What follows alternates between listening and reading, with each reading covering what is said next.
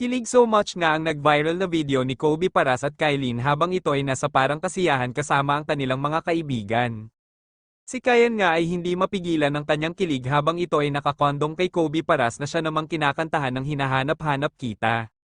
Ang mga netizens ay hindi napigilan ang kanilang mga kanya-kanya naging opinyon pa tungkol sa naturang video na ito. Ang sabi ng mga komento rito ay sa tagal daw nitong binash si Carmina ay ngayon ay gets na niya kung bakit ayaw nito kay Kylene, mother knows best nga raw talaga. May nagsabi rin na kaya pala raw ay ayaw ni Carmina kay Kylene dahil ito raw ay may lahing kondongen. Ngayon yung sabihing mali si Carmina. Ang kapal mag-makeup hanggang dito yung suot, kulang na lang maghubad na, yung ganon, yung...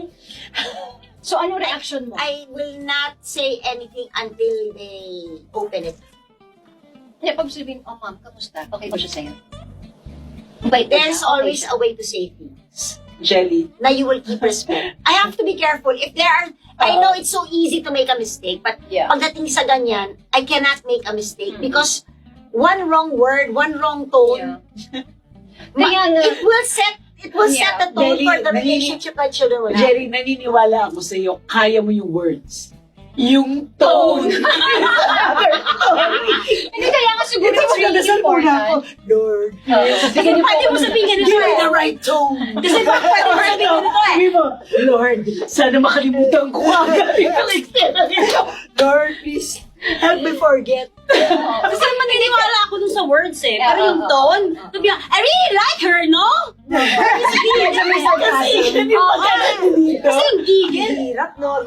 Pero kahit talagang dadasal mo yan, Lord, give me Yeah. all. Ganun. Equip me with all the tools that I need to make this Kaya nga right. siguro it's really important then to have a close relationship with your kids. Kasi Yeah. diba, ito sinabi mo, yung kung paano mo sila pinalaki eh. Kung paano, yun din naman, yun yung makukuha Doon nila din kind of friends, kind diba? of Kaya nga, girlfriend, kasi, especially yung mga anak mong lalaki, si Maverick, nakita nila kung paano tayo, babae tayo eh.